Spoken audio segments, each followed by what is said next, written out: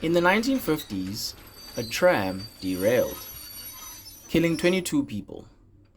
It returns to collect passengers forever. Fort Trekker Road was a quiet stretch by night, its abandoned tram tracks a relic of a bygone era. The rails, now rusted and overgrown with weeds, gleamed faintly under the light of a full moon. The air was still. The only sound was the distant hum of the city.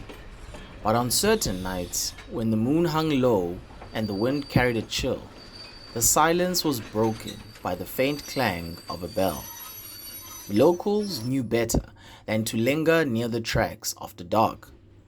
The story of the phantom tram was once passed down through generations, a cautionary tale of curiosity and consequence. In the 1950s, a tram had derailed on Fort Trekker Road, killing 22 passengers on board.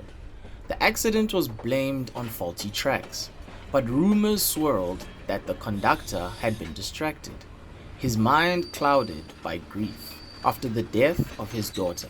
Whatever the cause, the tram became a symbol of tragedy, its memory etched into the fabric of the town. Years later, sightings of the tram began to surface.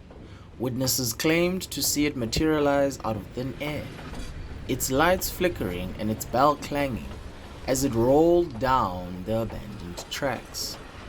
Those who dared to board it were never seen again. One night, a group of teens gathered near the tracks, their laughter echoing in the stillness. They had heard of the stories of the phantom tram and decided to test their courage. "I dare you to stand on the tracks at midnight," one of them said, nudging his friend Jake. Jake smirked, though his heart raced. "Piece of cake," he replied, stepping onto the rusted rails. The others watched with their phones, ready to capture the moment. At first, nothing happened. The group began to laugh, their bravado returning. But then the air grew colder, and a faint clanging sound echoed in the distance. The teens fell silent as the sound grew louder. A light appeared in the distance, growing brighter as it approached. The tram materialized, its once pristine exterior now cracked and weathered. The bell clanged ominously, and the doors creaked open, revealing a dark, empty interior.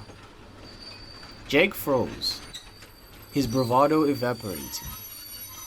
"This isn't funny," he whispered, stepping back. But it was too late. The tram stopped in front of him, its doors yawning open like the mouth of a beast. A voice, cold and hollow, echoed from within. "All aboard!" Before Jake could react, an unseen force pulled him inside. The doors slammed shut, and the tram began to move, its lights flickering as it vanished into the night. The teens screamed, their phones dropping to the ground as they fled.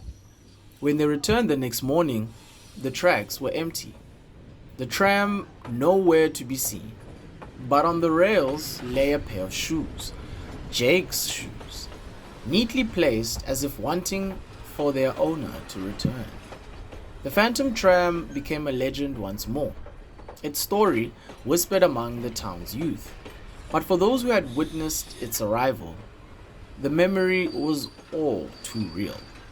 The tram was still out there, rolling down its endless tracks, collecting passengers for its eternal journey.